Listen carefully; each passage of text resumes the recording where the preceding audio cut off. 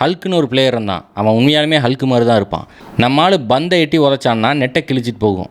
சக்க ஸ்பீடு, சக்க ஸ்ட்ரென்த்து, சக்க ஃபிசிக் வச்சுருப்பான். இதை யூஸ் பண்ணி பல பேர்த்த காலி பண்ணியிருப்பான்.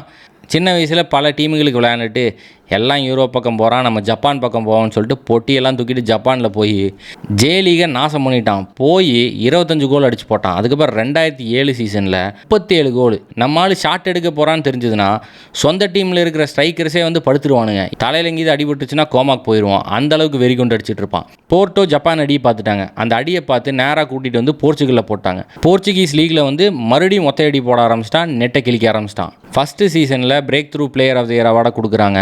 அதுக்கப்புறம் பென்ஃபீகா கூட நடந்த மேட்ச்சில் ஒரு கலவரம் ஆயிடுது. அந்த கலவரத்தினால 4 மாதம் பேன் பண்ணி வெளியே உட்கார வச்சிட்டாங்க. 2011 சீசனில் லீகு, அதுபோக யூரோப்பா லீக்லாம் ஜெயித்தாங்க. அதுக்கு முக்கியமான காரணம் ஹல்க்கு தான். 2012 21 கோலு 16 அசிஸ்ட்டு. அப்போ ரஷ்யாவில் இருந்த ஒரு பணக்கார டீமு ஜெனித் சென்ட் பீட்டர்ஸ்பர்க்னு வந்து ஹல்கை வாங்கிட்டு போயிட்டாங்க. காசு தான் நிறையா கொடுக்குறாங்கன்னு நம்மளும் அங்கே போயிட்டான். ஜே லீகில் என்ன நடந்துச்சோ அதே தான் ரஷ்யன் லீக்லேயும் நடந்துச்சு.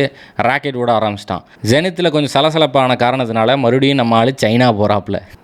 சைனீஸ் சூப்பர் லீக்கில் போனால் என்ன ஆகும்னு இந்நேரத்துக்கு உங்களுக்கே தெரிஞ்சிருக்கும். 30 கோலு 25 அசிஸ்ட்டை ஒரு சீசனில் போட்டான்.